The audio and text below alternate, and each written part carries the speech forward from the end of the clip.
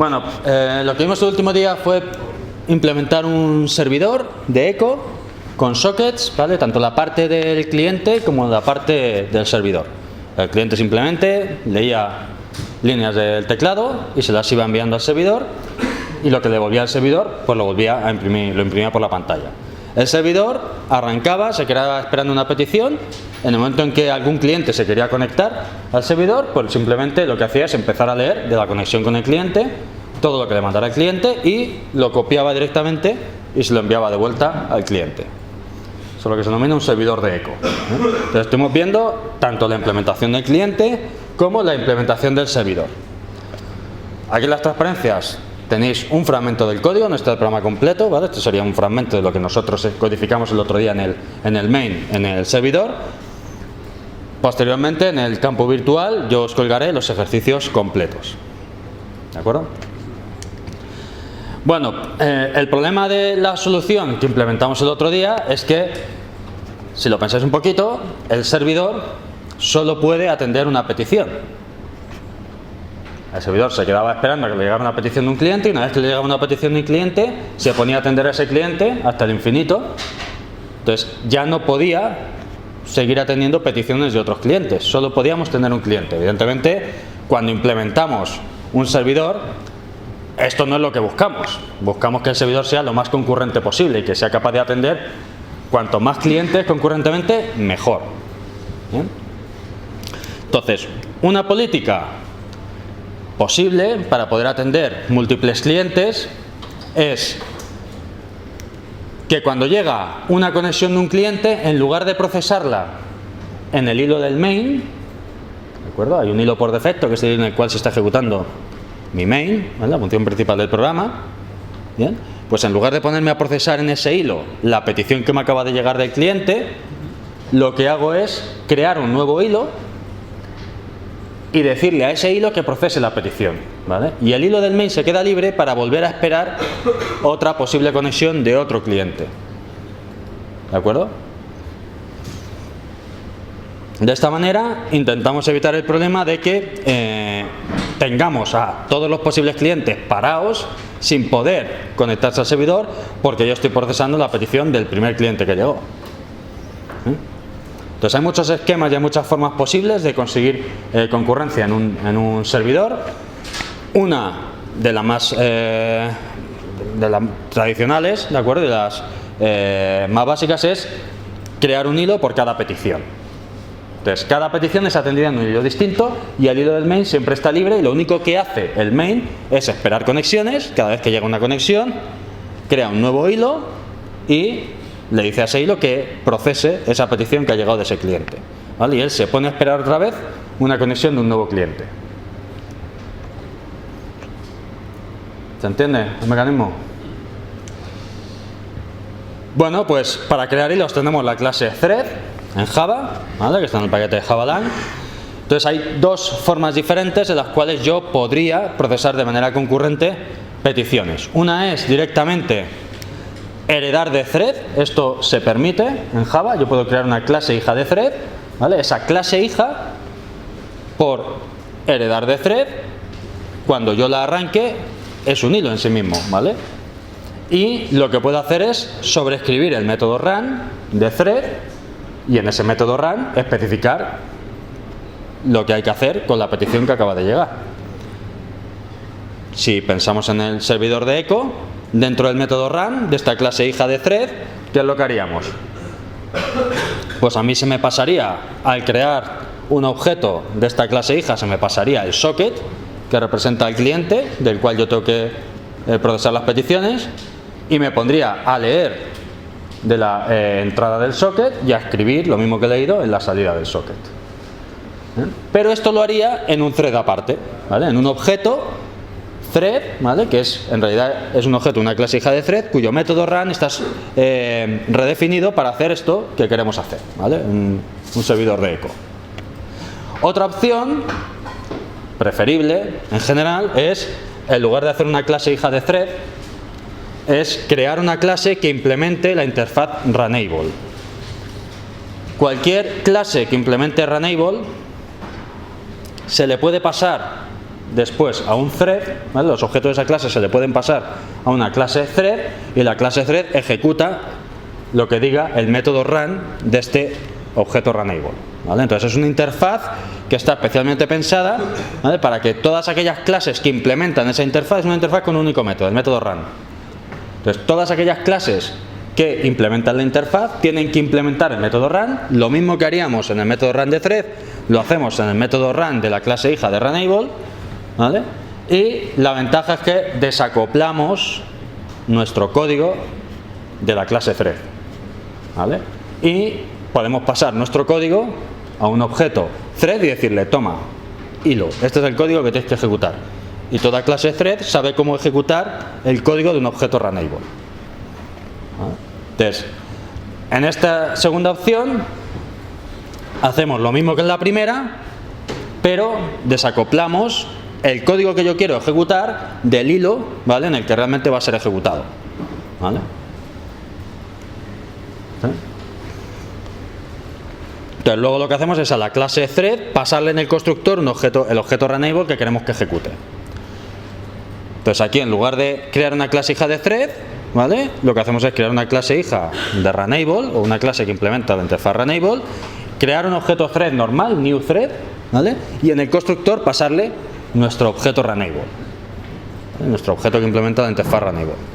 Entonces, al instanciar un thread de esta manera, en el momento en que yo al thread le diga start, lo que va a hacer es ejecutar nuestro objeto runable, ¿vale? Entonces automáticamente, en lugar de ejecutar el thread su método run, ejecuta el método run del objeto que yo le paso en el constructor, ¿vale? Entonces con esto consigo que mi código sea ejecutado en un nuevo hilo de ejecución, ¿vale?, diferente al hilo de ejecución del programa principal.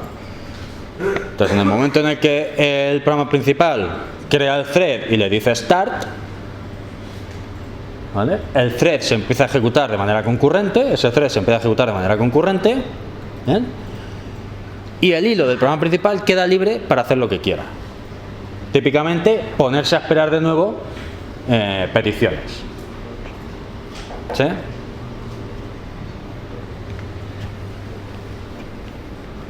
¿Alguna cuestión? Hasta aquí. Vamos a ver un ejemplo de un servidor concurrente. Las dos primeras líneas básicamente es lo mismo que hacíamos antes. Determinamos un puerto en el cual yo voy a estar esperando peticiones y entonces creo un objeto server socket configurado con ese puerto, ¿vale?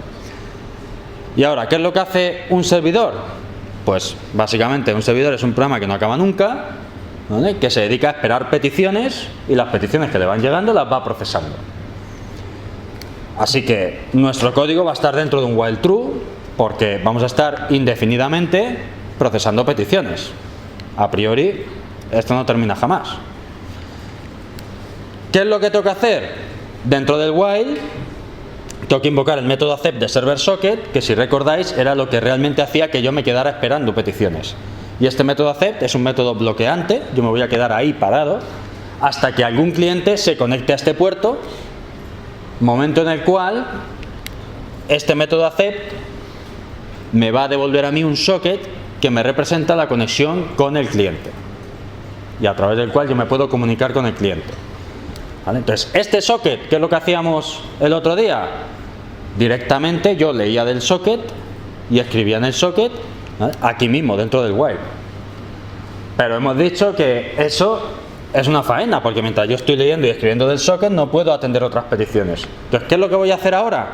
Lo que voy a hacer ahora es crear un nuevo objeto thread, ¿vale?, crear un nuevo hilo, le voy a pasar una clase que yo me he definido, que se llama procesador de eco, que implementa la interfaz runable, de la que os hablaba antes, ¿vale? Esta clase, cuando creo el objeto procesador de eco, le tengo que pasar el socket del cliente, ¿vale?, porque el procesador de eco es una clase que lo que hace es hablar con un cliente, ¿vale? ¿Qué cliente? Pues el cliente se lo digo pasándole el objeto socket que me representa al cliente que acaba de hacer la conexión, ¿vale? Entonces me creo un procesador de eco, le digo cuál es el socket que tiene que utilizar para hablar con el cliente, ¿vale?, y ese objeto procesador de eco se lo paso a un nuevo objeto thread en el constructor, ¿vale? Y con esto obtengo un objeto thread t, que está ya configurado para ejecutar el código del método run de procesador de eco. Simplemente dándole o poniendo t.start, lo que hago es decirle al thread que comience a ejecutarse. ¿Vale? Esta llamada de aquí es no bloqueante, porque lo que estoy haciendo es lanzar un nuevo hilo de ejecución que se ejecuta concurrentemente conmigo. ¿Vale? Yo estoy aquí ejecutando el main, ¿vale? En mi propio hilo de ejecución he creado un nuevo hilo y ahora a ese hilo le digo arranca t.start. El hilo, ¿qué es lo que va a hacer? El hilo va a preparar toda la memoria y todo lo que necesite como hilo que es, ¿vale? Y se va a poner a ejecutar el método run de procesador de eco. ¿Sí? Cuando termine de ejecutar el método run, ¿vale? El hilo termina y ya está. Ya se ha terminado de procesar la petición de ese cliente. ¿Yo qué hago inmediatamente después de arrancar el hilo? Pues esto es un while, esto es un bucle. Lo que hago es, cuando llego al final de un bucle, volver al principio, ¿vale? Ponerme a esperar de nuevo en el server socket, invocando el método accept, conexiones de nuevos clientes. ¿Vale? Entonces, fijaros, he lanzado un hilo aquí, en el t.start, que ha empezado a procesar la petición o lo que venga del cliente original, ¿vale? Que me vino con el cual puedo hablar a través de esta conexión socket, ¿vale? Y concurrentemente yo me he puesto a esperar otras conexiones. ¿Que me llega otra conexión de otro cliente? Pues obtengo otro objeto socket, creo un objeto procesador de eco para ese socket, ¿vale? Lo meto dentro de un objeto thread y arranco ese nuevo thread. ¿Sí? Dime. Entonces lo que vamos a tener es los clientes, que serán quien llame a los hilos, quien cree el socket. ¿Será eso? ¿El cliente que crea el socket? No, el cliente es otra aplicación, que es la aplicación. El cliente no cambia, ¿vale? El cliente es el mismo que vimos la semana pasada, ¿vale? Entonces, lo que pasa es que si yo arranco múltiples clientes, ahora este servidor de eco es capaz de atenderlos a todos, ¿vale?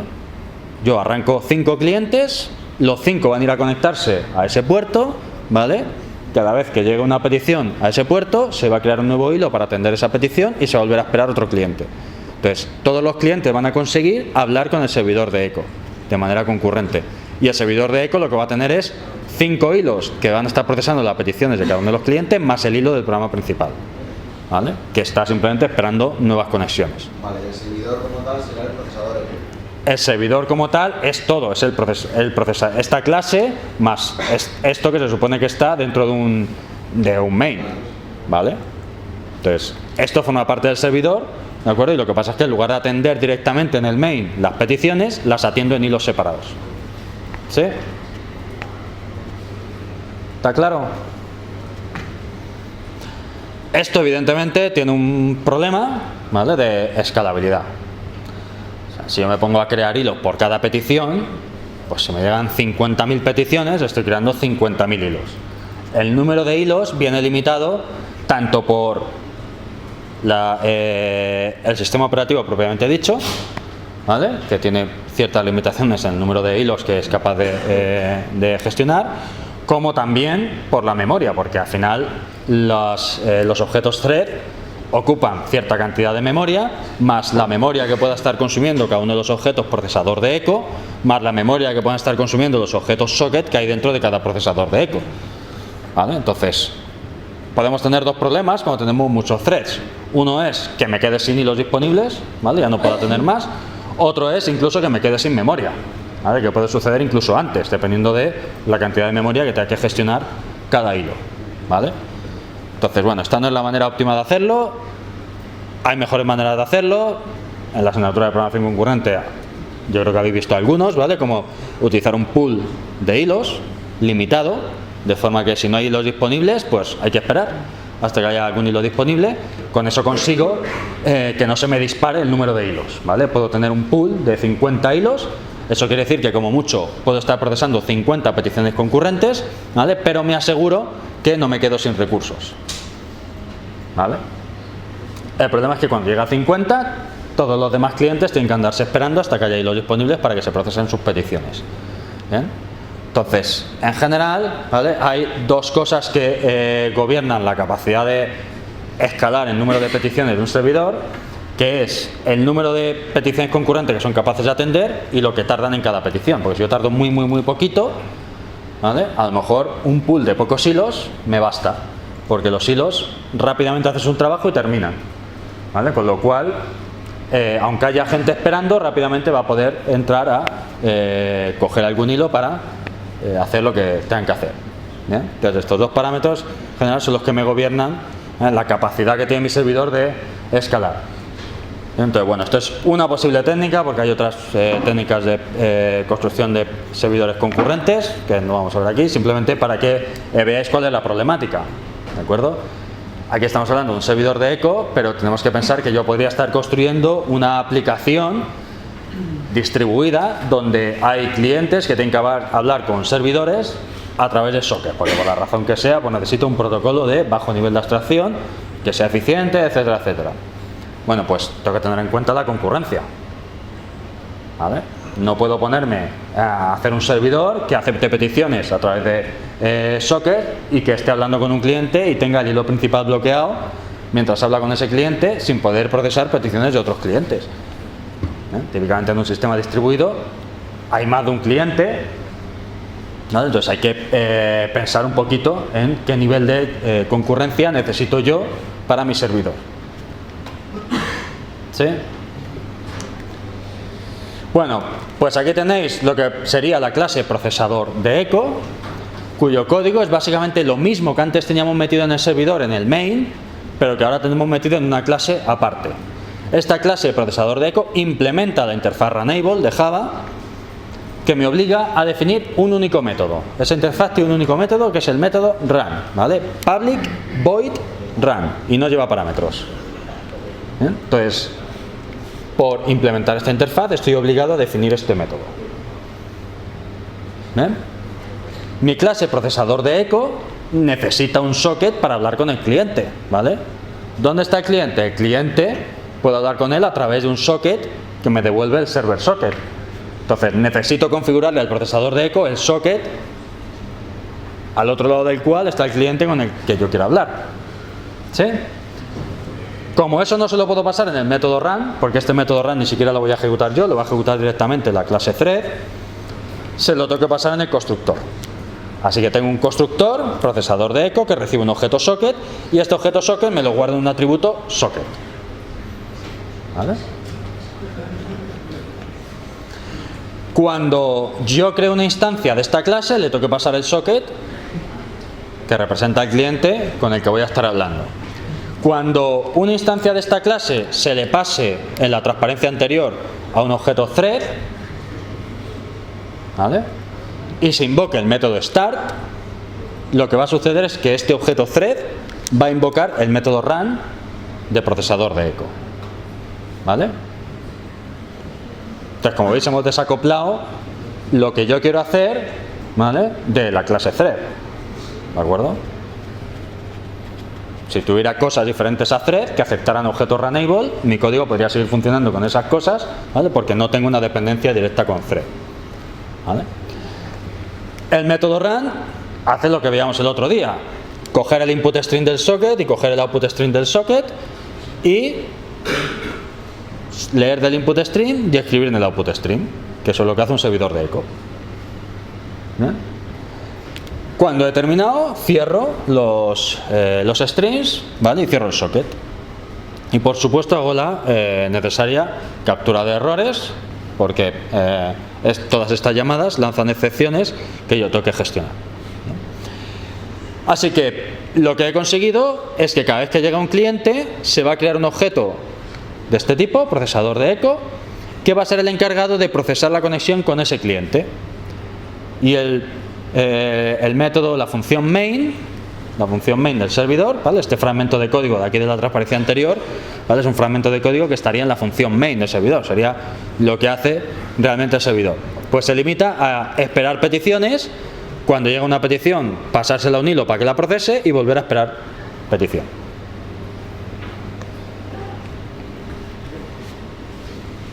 ¿Alguna duda?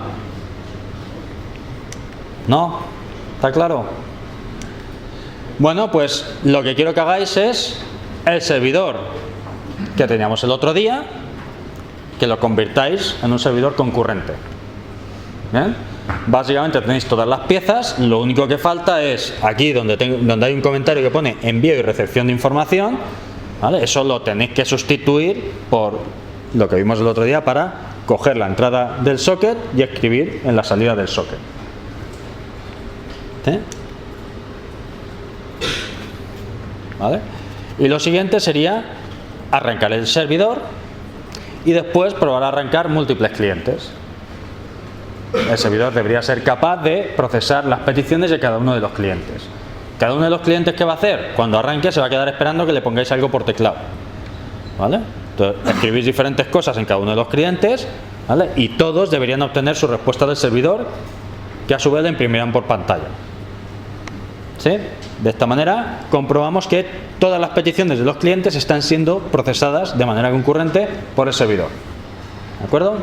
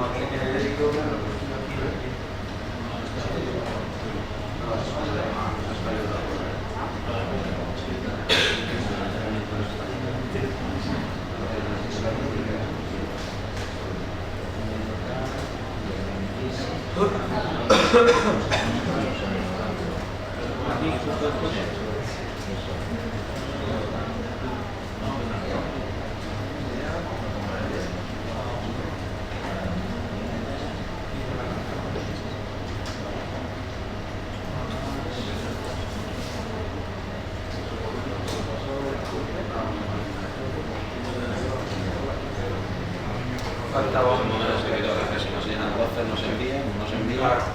Se queda ahí entre bloqueo.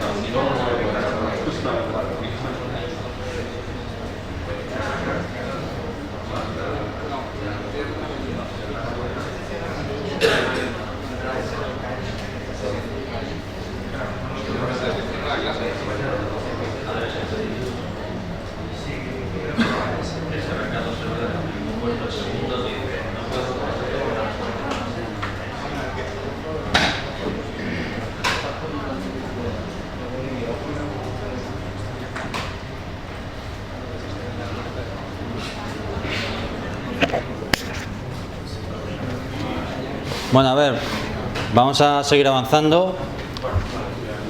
Os colgaré la solución de servidor de eco concurrente, como decía anteriormente, en el campo virtual. Evidentemente, muchas veces cuando queremos comunicar aplicaciones, no queremos que cualquiera pueda estar ahí husmeando lo que yo hablo con otra aplicación. Cuando digo yo, me refiero a dos aplicaciones entre sí o un cliente con un servidor, ¿vale? Entonces, si necesito ese nivel de seguridad, puedo implementarlo haciendo que mis sockets se comuniquen a través de una conexión segura SSL, ¿vale?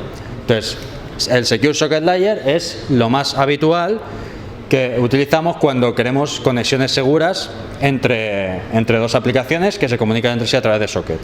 Es un protocolo SSL que corre sobre TCP y me proporciona cifrado y autenticación. Por ejemplo, HTTPS es el protocolo HTTP seguro, ¿vale? Corriendo sobre SSL, ¿vale? Entonces me proporciona aspectos de seguridad en el protocolo HTTP basándose en SSL. Bien. Bueno, pues si yo quiero proporcionar ese nivel de seguridad en la comunicación entre mis aplicaciones, lo puedo hacer. Lo que pasa es que no puedo utilizar los sockets que vengo utilizando hasta ahora, sino que tengo que utilizar sockets especiales que me proporcionan esta seguridad. Además, conseguir seguridad no es algo que baste con cambiar el nombre de la clase de la que estoy haciendo new. Para conseguir seguridad tengo que hacer algunas cosas adicionales. ¿Vale? Esto es un tema, de hecho, que hace que muchas veces no se pongan todos los mecanismos de seguridad que deberían, porque en general es un engorro poner seguridad dentro de la aplicación. ¿Vale? Entonces, bueno, aquí tenéis un poquito de historia de SSL, ¿vale? La versión actual de SSL es la 3.0, ¿vale? Que está soportada en Java, tanto SSL 3.0 como TLS 1.0. Entonces, a partir de, no recuerdo qué año, el IETF actualizó SSL 3.0 ligeramente y lo empezó a llamar TLS 1.0. Entonces, cuando veáis TLS, que sepáis que es básicamente el SSL.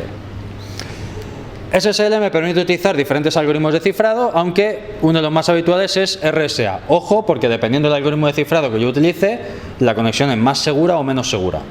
Hay algoritmos que ya son un poco anticuados y que se sabe que se pueden romper, ¿vale? En una franja de tiempo, la que sea.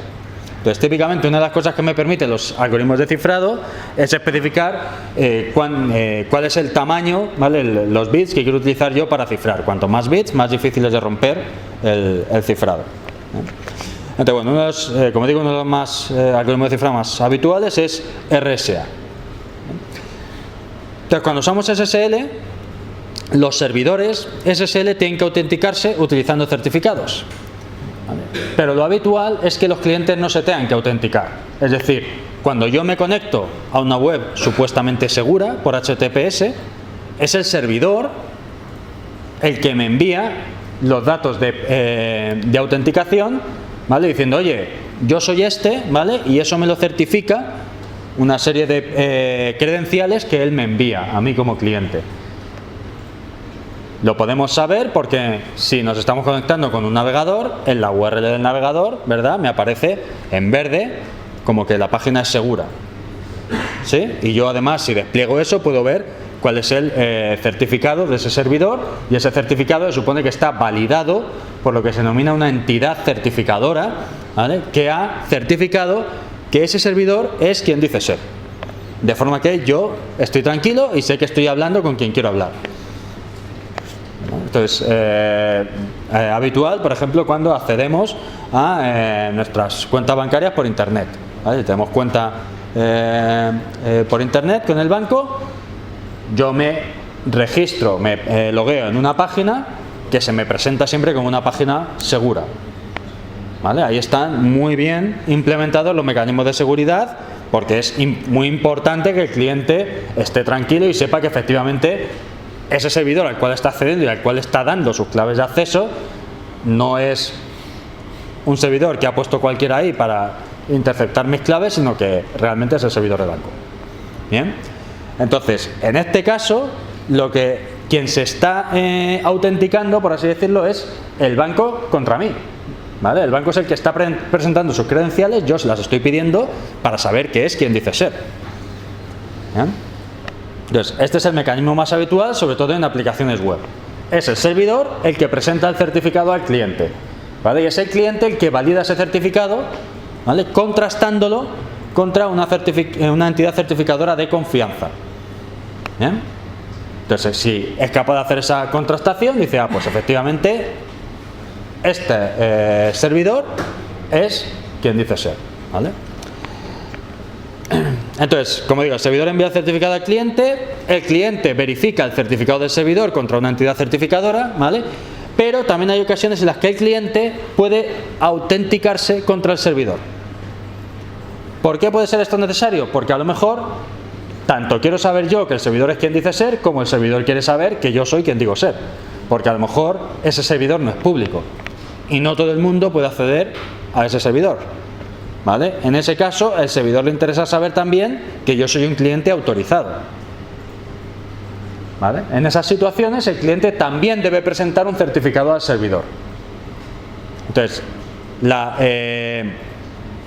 presentación de certificados puede hacerse en los dos sentidos, tanto del servidor al cliente como del cliente al servidor. Normalmente es del servidor al cliente, ¿vale? Pero en determinados contextos también es del cliente al servidor. Por ejemplo, imaginemos nuestro servidor de eco concurrente. Quizá eso es una aplicación, forma parte de una aplicación distribuida donde yo no quiero permitir que cualquiera se pueda conectar a mi servidor de eco, ¿vale? Entonces, evidentemente los clientes que se conecten al servidor de eco tendrán que presentar un certificado que el servidor de eco validará para ver si efectivamente ese cliente está autorizado a usar el servidor de eco. No vaya a ser que venga alguien de fuera y simplemente un cliente y ataque a mi servidor de eco.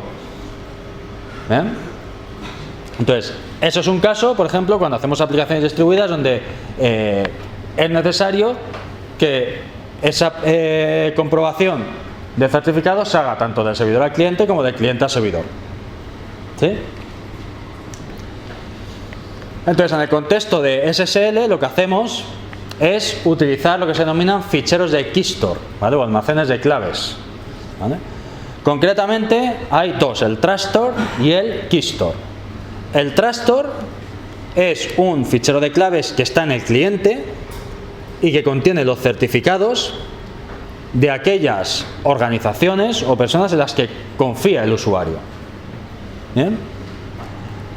El keystore es un almacén de claves que tiene el servidor y que también deberá tener el cliente si tiene que autenticarse contra el servidor, que contiene tanto el certificado del servidor como la clave privada del servidor.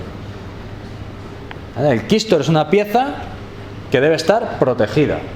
Nadie debe poder tener acceso a él, ¿de acuerdo? Porque ahí dentro están las claves privadas. Cuando hablo de claves privadas no me refiero a contraseñas, ¿vale? Me refiero a unos ficheritos de claves especiales que se generan, ¿vale? Con los cuales yo puedo cifrar mensajes para enviárselos al otro extremo. ¿Bien?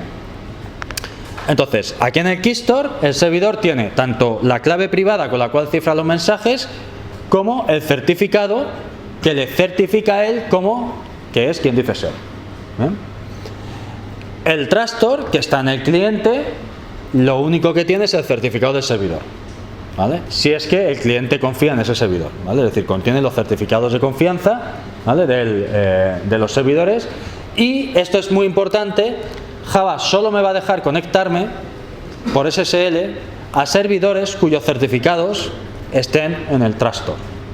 Es decir, que no puedo tener conexiones seguras si no tengo un truststore en el cliente con el certificado del servidor al cual yo me quiero conectar, ¿vale? ¿Sí?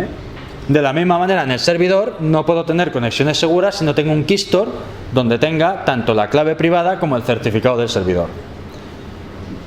Entonces, como veis, montar una conexión segura entre nuestro cliente de eco y nuestro servidor de eco ya nos está exigiendo, ¿vale?, un trabajo extra, ¿de acuerdo? Entonces, en general, meter seguridad en las aplicaciones implica cierta fricción que a veces hace que por dejadez o por falta de tiempo o por la razón que sea, pues se relajen los criterios de seguridad. ¿Bien? Pero esto es muy peligroso, ¿de acuerdo? Entonces, idealmente, todas las comunicaciones deberían ser seguras.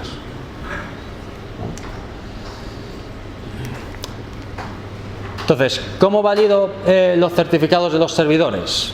Bueno, si yo no digo nada, por defecto mi código Java, el código Java del cliente, utiliza un ficherito que hay en la carpeta donde está instalado el Java Runtime Environment, ¿vale? El JRE, que es esta que tenéis aquí, la carpeta home del JRE, /lib, /security, /casearch, ¿vale? Entonces, esto es un truststore, ¿vale? Le pone keystore, eso es un truststore donde están los certificados de los servidores en los que yo confío. Si yo no digo nada, se usa ese truststore. Por lo tanto, si yo me quiero conectar por SSL con un servidor cuyo certificado no está en este truststore, Java me va a lanzar una excepción y me va a decir que no se permite la conexión con ese servidor porque no se confía en él. ¿Bien? Esto que nos sale en el navegador que nos dice este sitio no es seguro porque no puedo validar el certificado y que típicamente el navegador me deja saltarme esa restricción de seguridad y decir sí, no te preocupes, déjame ir al sitio. ¿vale? Eso Java no te lo deja hacer, ¿de acuerdo? Te salta una excepción y no se realiza la conexión. ¿Bien? Si quiero realmente poder conectarme con el servidor, entonces tengo que meter su certificado en este trustor, o bien crearme un trustor específico para mi aplicación con el certificado del servidor, ¿vale? Que sería preferible, ¿de acuerdo? De forma que si hay otras aplicaciones Java corriendo en la misma máquina, ¿vale? Fijaros que todas van a tirar de aquí. No quiero meter aquí cosas que a lo mejor no me interesan para otras aplicaciones, ¿vale? Entonces, típicamente, cada aplicación tendrá su propio trustor, ¿vale? Entonces, ¿cómo puedo decirle a mi aplicación qué trustor debe usar? Pues cuando arranco la aplicación, le puedo especificar como un parámetro en línea de comandos esta propiedad, javax.net.ssl.trustor, y darle la ruta a un trustor que es el que quiero que use para las conexiones seguras.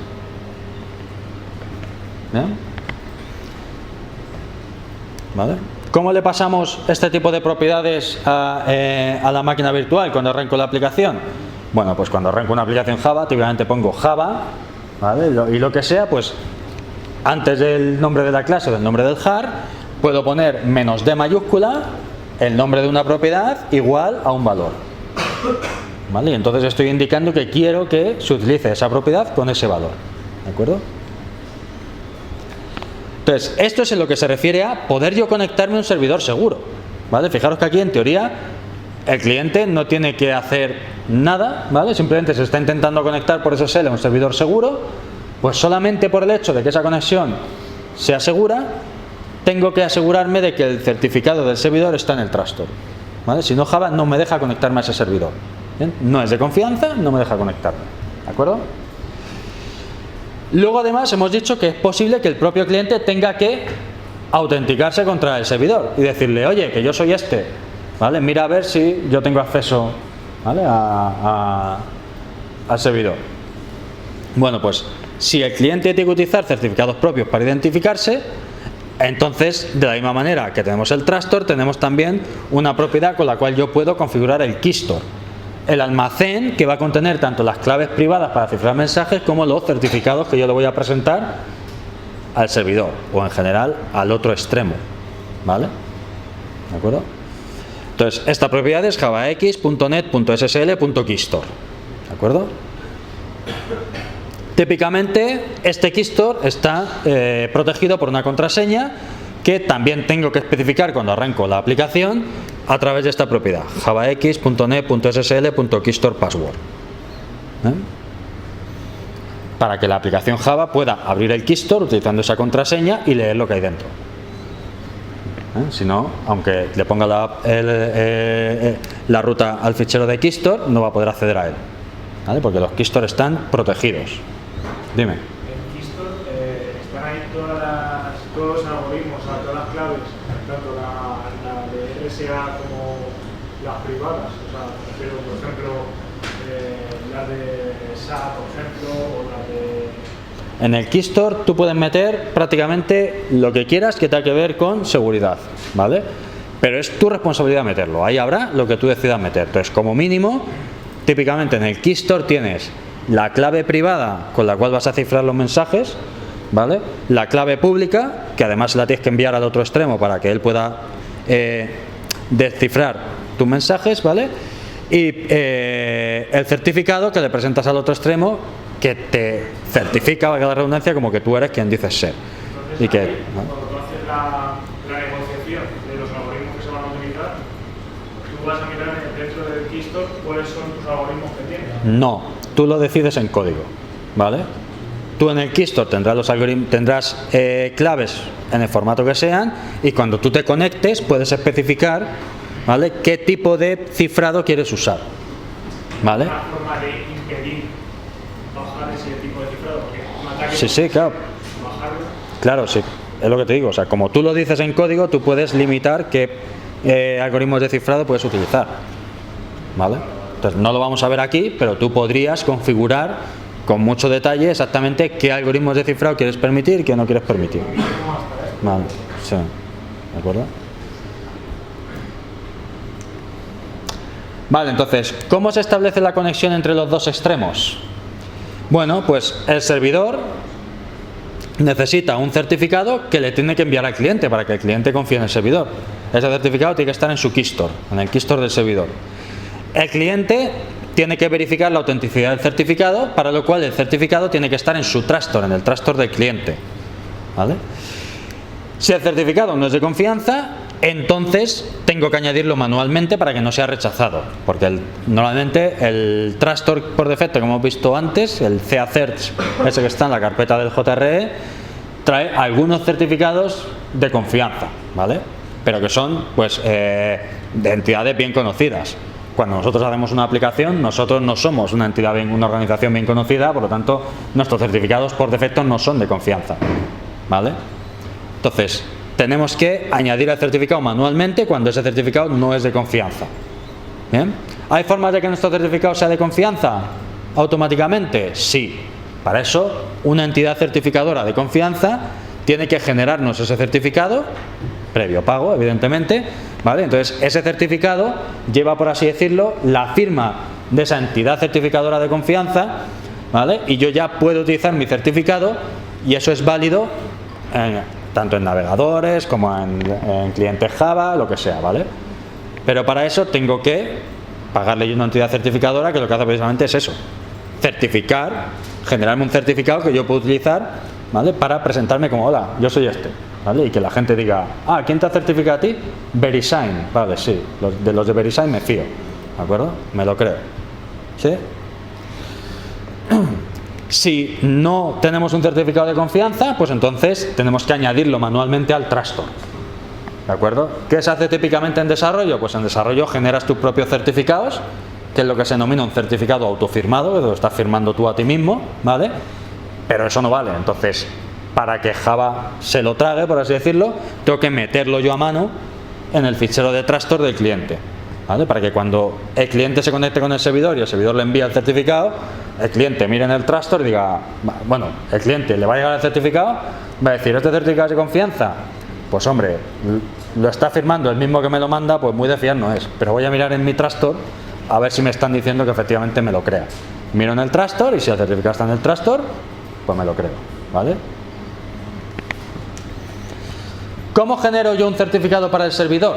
Pues para eso Java me proporciona la herramienta KeyTool, ¿de acuerdo? Estas herramientas están, no recuerdo ahora mismo si está en el JRE o solo está en el JDK, ¿vale? Es posible que para poder usar estas herramientas tengáis que instalar un JDK, ¿vale? Entonces, puedo generar un certificado para el servidor con esta línea que tenéis aquí, ¿vale? Aunque está partido en dos líneas, en realidad es una única línea, ¿vale? La herramienta KeyTool, le digo que quiero generar un fichero de tipo keystore, menos keystore, le digo el nombre del fichero de keystore, myServerKeystore. Esto me va a generar un fichero que se llama myServerKeystore, ¿vale? Le digo qué password quiero establecer para este fichero de keystore. Aquí se ha establecido una password súper segura, 1, 2, 3, 4, 5, 6, ¿vale? Le digo que quiero generar una clave, le digo qué algoritmo de claves, de generación de claves quiero utilizar, RSA en este caso, y luego a la clave le puedo poner un nombre, ¿vale? Le tengo que poner un nombre para poder referirme a ella, ¿vale? Cuando quiera utilizarla desde el código Java, ¿de acuerdo? Entonces aquí, esto se hace con menos alias y le hemos dado el nombre myServerCert, ¿vale?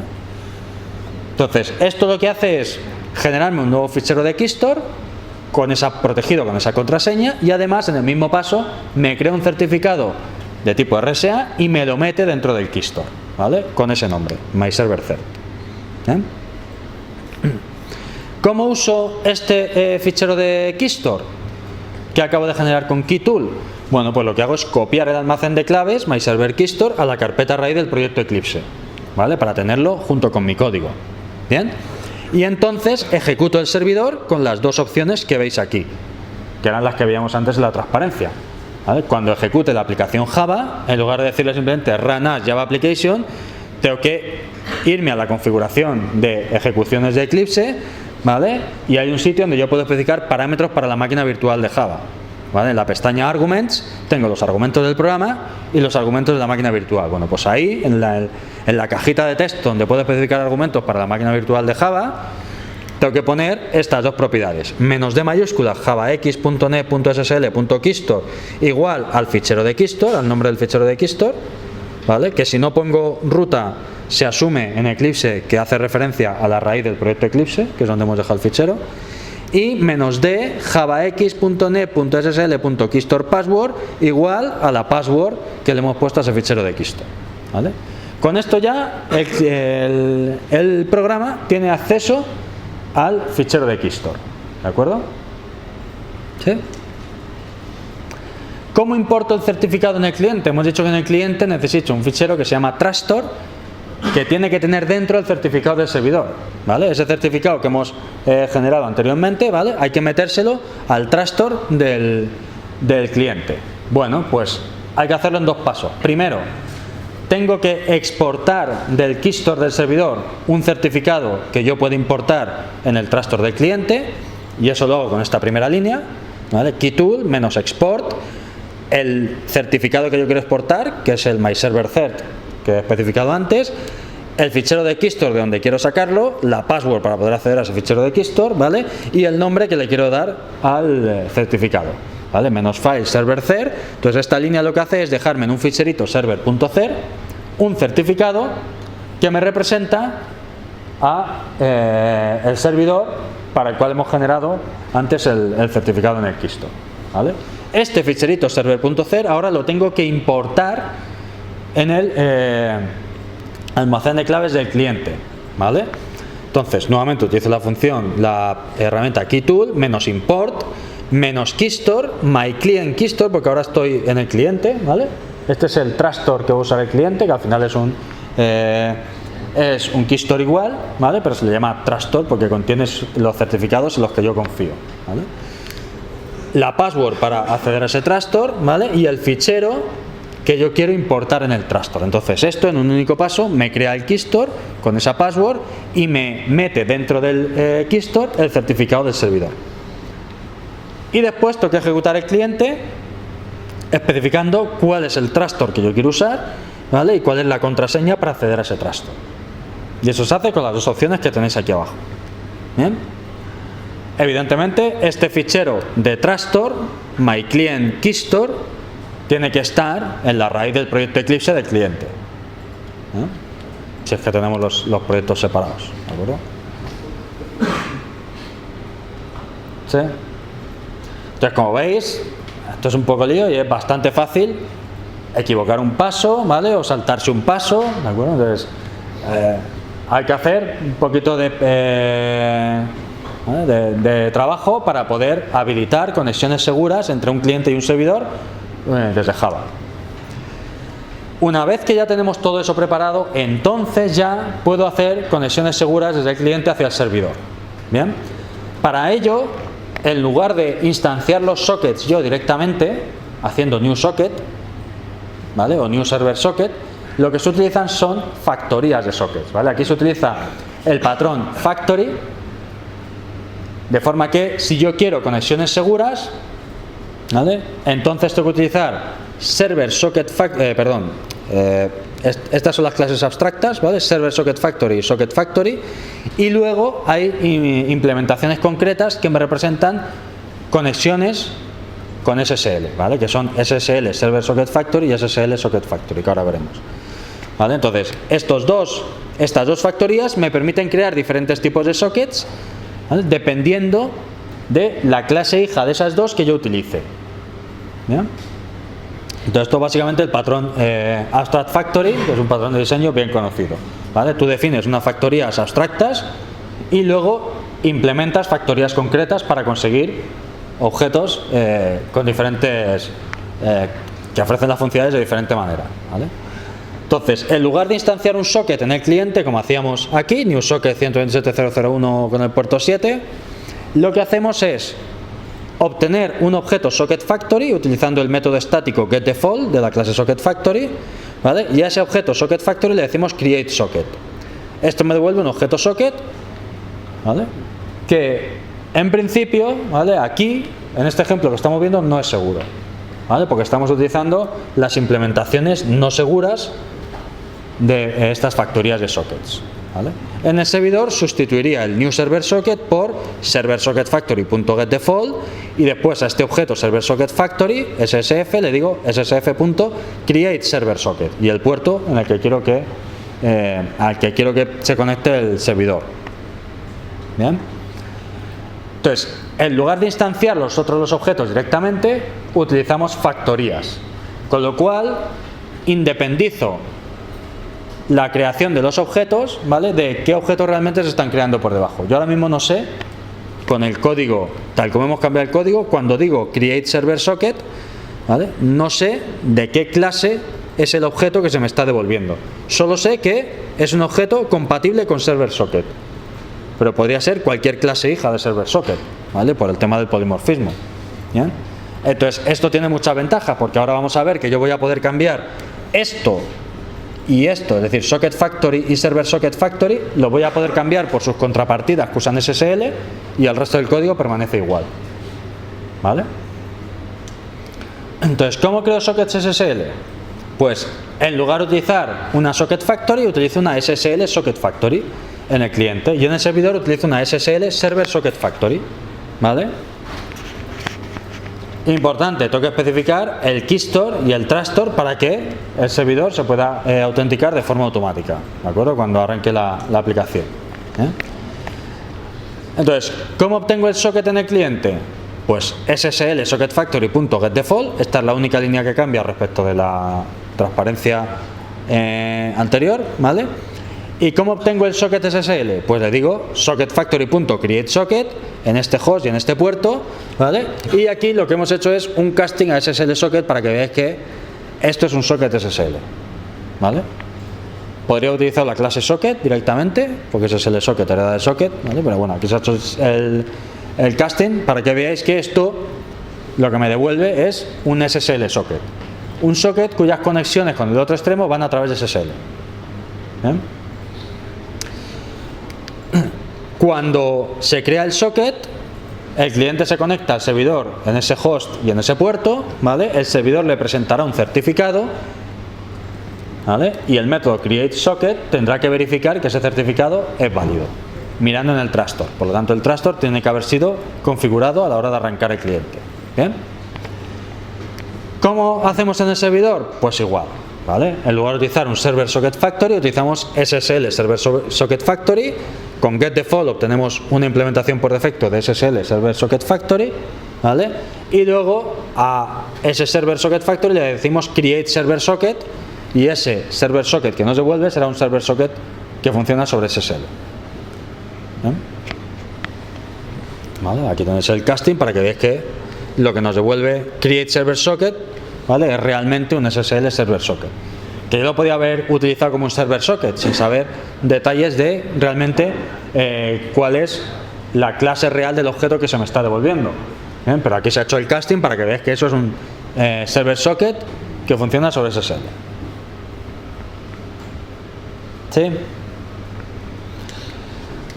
Bueno, pues básicamente una vez que yo he establecido la conexión, he conseguido un SSL socket y he conseguido un SSL server socket, el resto del código es igual, ¿vale? Es decir, tendré que invocar el método accept sobre este SSL server socket para que se quede esperando conexiones y cuando llegue una conexión, pues ya todo se hace exactamente igual. Por debajo se está utilizando SSL en la comunicación. ¿Bien? Siempre y cuando, ya digo, estén correctamente configurados el keystore en el servidor y el trustor en el cliente. ¿Sí? Vale, bueno, no vamos a entrar en este ejercicio porque aquí básicamente sobre todo es el engorro de andar generando los almacenes de clave con los certificados adecuados, ¿de acuerdo? Pues al final lleva un tiempo. Os colgaré la implementación del ejercicio en el campo virtual. Si queréis, pues podéis vosotros en casa hacer la implementación de esto y probar a jugar con los certificados, ¿vale? Para que veáis sobre todo que esto al final pues requiere un esfuerzo adicional, ¿eh? Y muchas veces pues ya digo, se dejan las cosas por hacer porque bueno, estamos desarrollando, no pasa nada. Bueno, sí pasa, que cuando quieras salir a producción, si quieres seguridad, ahí es cuando vas a tener que invertir un montón de tiempo en poner esa seguridad que no has puesto anteriormente. ¿vale? Entonces, en general, si vamos a ir hacia un mecanismo con seguridad, pues lo ideal es empezar ya desde el principio, dedicando un poco de tiempo a plantear ya la seguridad dentro de nuestra aplicación, ¿vale? Bueno, lo que hemos visto hasta ahora es una comunicación muy de bajo nivel, tan de bajo nivel que básicamente estamos enviando ristras de bytes, ¿vale? Lo que pasa es que estamos leyendo strings de línea de comandos y lo estamos metiendo en el socket con un print writer, y ese print writer es el que se está encargando de convertir ese string en una ristra de bytes que llega hasta el otro extremo, ¿vale? Evidentemente, cuando yo comunico dos aplicaciones entre sí, pues muchas veces necesito un nivel de abstracción mayor. No quiero andar enviando bytes. Yo en mi aplicación no manejo bytes. ¿Qué manejo en mi aplicación? Objetos que son una determinada clase, ¿no? Que tiene una serie de atributos o estado, ¿de acuerdo? Que colaboran con otros objetos. Entonces yo normalmente en mi aplicación tengo lo que se denomina un modelo de datos, el modelo de datos con el que trabaja mi aplicación. Entonces, cuando yo quiero comunicarme con un servidor que entiende ese mismo modelo de datos, pues hombre, preferiría poder enviarle objetos directamente que no tener que andar convirtiendo todo a bytes y enviando ristras de bytes, ¿vale? Entonces, podemos desde Java comunicar dos aplicaciones a través de sockets y hacer que esas aplicaciones, entre comillas, hablen a través de un modelo de datos, ¿vale? Evidentemente, no es que realmente se vayan a enviar objetos por la red, eso se va a convertir en una ristra de bytes, pero yo voy a manejar objetos tanto en el lado del cliente como en el lado del servidor, ¿de acuerdo? Y luego, cuando eso se envíe por el socket, alguien se va a encargar de convertir esos objetos en una ristra de bytes que pueda ser interpretada en el otro extremo para reconstruir los objetos originales. ¿Bien? Entonces, para poder utilizar objetos en la comunicación a través de sockets, ¿vale? O en general cualquier línea de comunicación, la clase que yo estoy enviando debe poder ser serializable, ¿de acuerdo? Es decir, la máquina virtual de Java tiene que saber cómo convertir esos objetos en una ristra de bytes. Una clase se convierte en serializable cuando, una de dos, o bien todos sus atributos son de tipos primitivos o son a su vez serializables, ¿vale? Pero una de dos no. Sí, bueno. Vale. No es que sea disjunto, pero es disjunto. Ahora os explico, ¿vale? Si todos los atributos de una clase son de tipos primitivos, esa clase es serializable, ¿vale? Si alguno de los atributos no es de tipo primitivo, pero es serializable, esa clase es serializable, ¿de acuerdo? Y además, si la clase implementa el serializable, esa clase es serializable, ¿vale?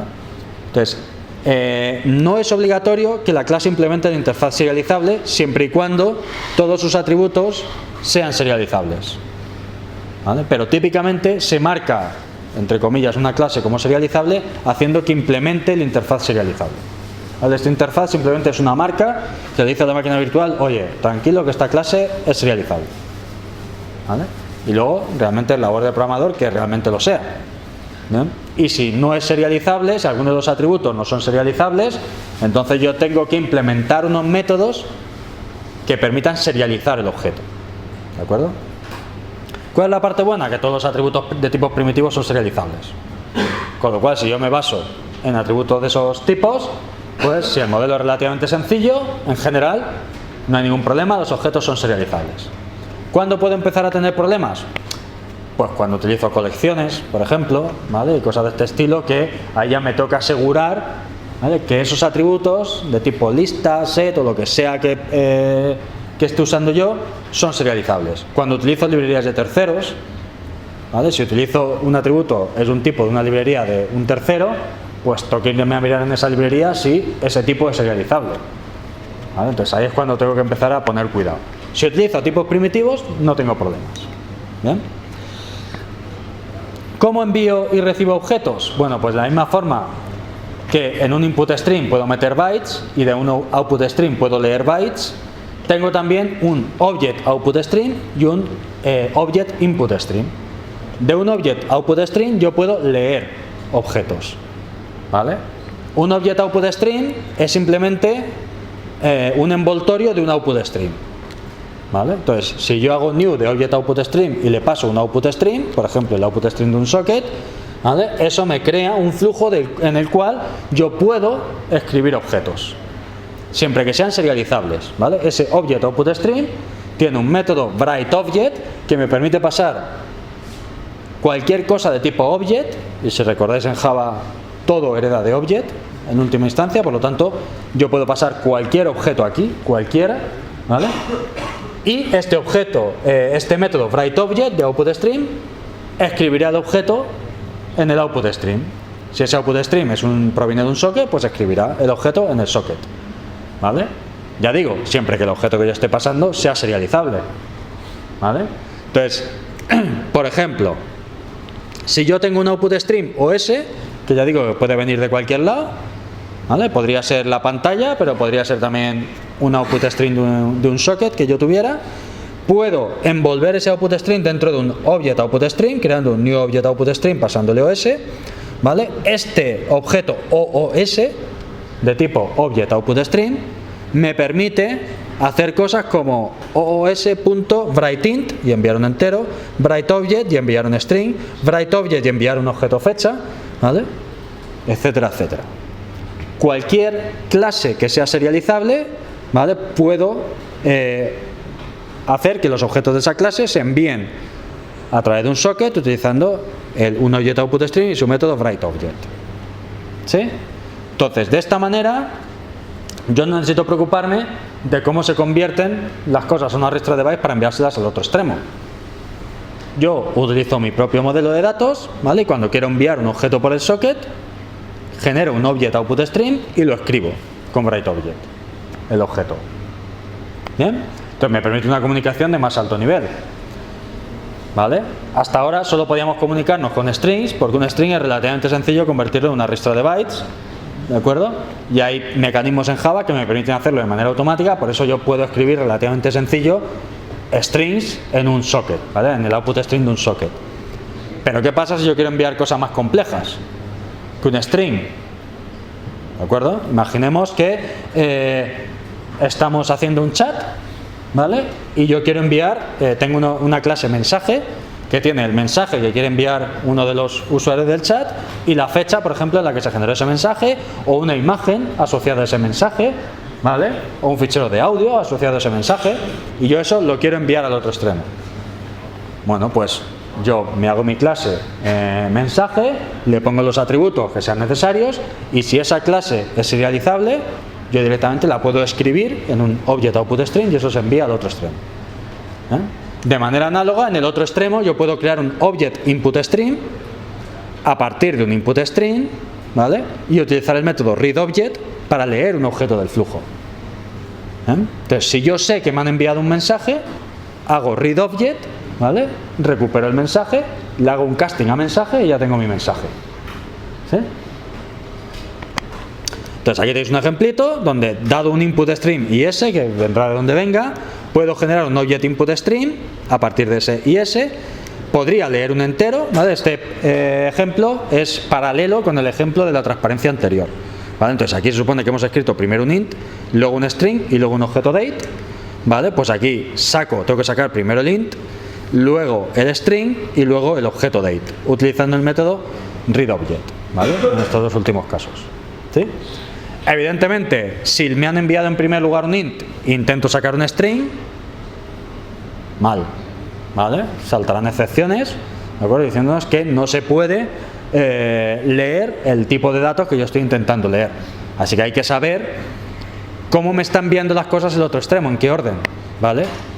Y eso, en qué orden me envía las cosas el otro extremo, es el protocolo de comunicación que hay por debajo, ¿vale? Que tiene que conocer tanto el cliente como el servidor, ¿vale? Ese protocolo indica que, por ejemplo, yo cuando nos comuniquemos, primero te voy a mandar un int, luego te voy a mandar un string y luego te voy a mandar una fecha y luego volvemos a empezar, ¿vale? Eso es el protocolo de comunicación, ¿de acuerdo? Y tenemos que conocerlo los dos, porque yo tengo que leer, ¿vale? En el mismo orden en el que tú me estás enviando, ¿de acuerdo? ¿Sí? Entonces esto es básicamente lo que se hace aquí. ¿Bien?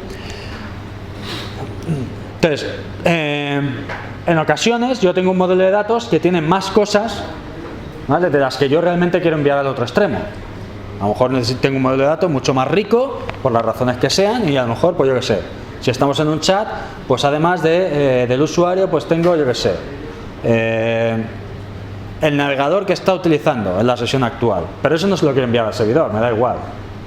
¿Bien? Bueno, pues ciertos atributos del modelo los puedo marcar con la palabra reservada transient. ¿Vale? Imagino que es una palabra reservada que ni conocíais, que estaba en Java. ¿Vale? Entonces, esta palabra reservada básicamente le dice al serializador de objetos: este atributo no lo tengas en cuenta porque no hay que serializarlo. ¿Vale? Entonces, esos atributos no se serializan. ¿Bien? Entonces, todo lo que no quiera que sea enviado al otro extremo lo marco como transient y listo. ¿Vale? Algunas otras cosas: si los objetos forman un grafo con referencias circulares, ¿vale?, entre sí, es decir, hay un objeto que tiene una referencia a otro objeto, que a su vez tiene una referencia a otro objeto, que a su vez tiene una referencia al primer objeto, eso sería una referencia circular, ¿vale? El mecanismo de serialización y deserialización ya se hace cargo de ese tipo de referencias circulares, ¿vale? Y es capaz de serializar y deserializar correctamente, ¿vale? Si alguna clase serializable tiene un atributo no serializable, al intentar serializarla se lanzará la excepción not serializable exception. ¿Bien? Entonces, cuando veamos esta excepción es que alguno de los atributos del modelo que estamos intentando enviar no es serializable. Las clases además pueden personalizar la forma en la que se serializan. ¿Bien? Y esto es importante porque cuando yo tenga atributos no serializables, si realmente los quiero enviar por el socket, tengo yo que decir cómo hay que serializar esos atributos. ¿Vale? Entonces tenéis más información en este enlace donde se indican cómo implementar, ¿vale?, los métodos readObject y writeObject, ¿vale?, para cuando yo necesito especificar cómo hay que serializar y deserializar objetos de una determinada clase. Ya, bueno, ahí podéis leer la documentación al respecto. ¿Bien? Entonces, esto es lo que os comentaba antes. Cuando enviamos objetos a través de sockets, lo que estamos usando es un protocolo, ¿vale? Entonces, muchas veces hay diferentes tipos de mensajes dependiendo de la acción que vayamos a realizar. Por ejemplo, en un protocolo para un chat, ¿vale?, podríamos considerar una jerarquía de herencia como esta, ¿vale? Tenemos 3 tipos de mensajes que todos ellos heredan de una clase padre que es mensaje. ¿Bien? Y entonces, mi protocolo empieza enviando el cliente al servidor un mensaje de inicio, por ejemplo. ¿De acuerdo? Oye, mira, yo soy fulanito, ¿vale?, que lleva un nombre que identifica a quién es el usuario que está escribiendo a través de ese socket, ¿vale? Para después poderle mostrar el nombre del usuario al resto de clientes que haya conectados a esa sala de chat, ¿vale? Podríamos tener otro mensaje que son mensajes de texto genéricos que simplemente contienen el texto, ¿vale? Entonces, el protocolo consiste en que el cliente primero envía su nombre en un mensaje encapsulado en un objeto mensaje inicio, y luego ya, una vez cambiado el nombre, ya puede ponerse a enviar mensajes de texto utilizando esta clase mensaje texto, ¿vale?, e indicando en el atributo texto el mensaje que quiere enviar al chat, ¿vale? Y cuando el cliente se va o quiere terminar, envía un objeto mensaje fin al servidor que indica: oye, este cliente se está desconectando del chat, ¿vale?, así que ya no va a participar más del chat, lo puede borrar o lo que sea. Entonces, aquí lo que estamos haciendo es implementar un protocolo, decidir cómo nos vamos a comunicar entre uno o varios clientes y el servidor, ¿vale? Y esto es importante porque el servidor, cuando llega una conexión de un cliente, tiene que saber que lo primero que tiene que leer del socket es un mensaje de inicio, ¿vale? Y que a continuación pueden venir mensajes de texto o un mensaje de fin, con lo cual terminaría la conexión con ese cliente, que si se está procesando en un hilo aparte, por ejemplo, podría implicar la terminación ya de ese hilo. Bien, entonces el protocolo es muy importante, ¿de acuerdo? No nos ha dado tiempo a verlo hoy, ¿vale?, pero la idea es que el próximo día veamos algunos mecanismos de comunicación eficiente de aplicaciones que se basan en el uso de protocolos, ¿de acuerdo? Y que en lugar de emplear sockets en crudo por debajo, utilizan mecanismos de comunicación de un mayor nivel de abstracción, que además me permiten en muchos casos que cliente y servidor estén escritos en diferentes lenguajes de programación, ¿de acuerdo? Pero que sepáis que siempre por encima, al final, yo tengo que implementar un protocolo de comunicación, ¿de acuerdo?, que me toque definir yo, ¿vale? Entonces, esto es un poco lo que os he comentado, ¿vale? Que al iniciar la conexión se manda un mensaje de inicio con el nombre de la persona, después se van mandando mensajes que se quieren publicar en el chat y al finalizar se manda un mensaje de fin, ¿vale? Entonces, bueno, aquí se plantea un ejercicio que no vamos a hacer, ¿vale? Donde básicamente consiste en implementar un chat utilizando sockets, enviando y recibiendo objetos a través de estos sockets, ¿vale? Es decir, hay que hacerlo utilizando un modelo de datos orientado a objetos, ¿bien? El programa puede actuar como cliente si el usuario decide conectarse a otro programa de chat, o como servidor si hay algún otro programa que es el que inicia la conexión. Es decir, que cuando arranque el programa se va a quedar esperando en un puerto. Si llega una conexión por ahí por ese puerto, entonces actuará como servidor, ¿vale? Si no, el cliente podrá indicar una URL y un puerto donde conectarse a un servidor y actuará como cliente, ¿vale? Solo se permitirán, por simplicidad, conversaciones entre dos personas, ¿bien? Y no se puede crear una nueva conversación hasta que no haya finalizado la anterior, pero se debe permitir, es decir, que cuando termine una conversación hay que volver al principio, ¿vale? Por si se quiere comenzar una nueva conversación de chat, ¿vale? Entonces, bueno, luego encontraréis en el campo virtual una parte del código que es necesaria para poder hacer este tipo de cosas. Como no vamos a ver interfaces de usuario en Java, ¿vale? Para este ejercicio se proporciona una interfaz, ¿vale? Básica de usuario, ¿vale? De forma que no tengáis que hacerlo vosotros, y le faltan los huecos de las comunicaciones, que es lo que hay que implementar realmente, ¿vale? Entonces, lo que se ofrece es una clase AbstractChat que implementa la interfaz de usuario, ¿vale? Hay que hacer una clase hija de AbstractChat, ¿vale? Y esta clase hija tiene que implementar estos métodos de aquí, ¿vale? Conectar para conectarse con un servidor, ¿vale?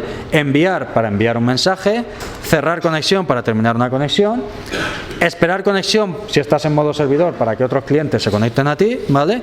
Y espera cancelada para cancelar el servidor cuando queramos pararlo, ¿bien? Y luego, para manejar la interfaz de usuario, de forma que se muestren cosas en la interfaz de usuario, por simplicidad, se proporcionan estos métodos que tenéis aquí, ¿vale?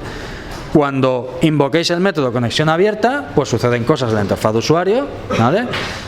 Cuando invoquéis el método insertar frase con un nombre y una frase, pues en la interfaz de usuario se muestra este usuario ha dicho esto, ¿vale? Cuando invoquéis el método conexión cerrada, en la interfaz de usuario se deshabilitan unos botones y se habilitan otros, ¿vale?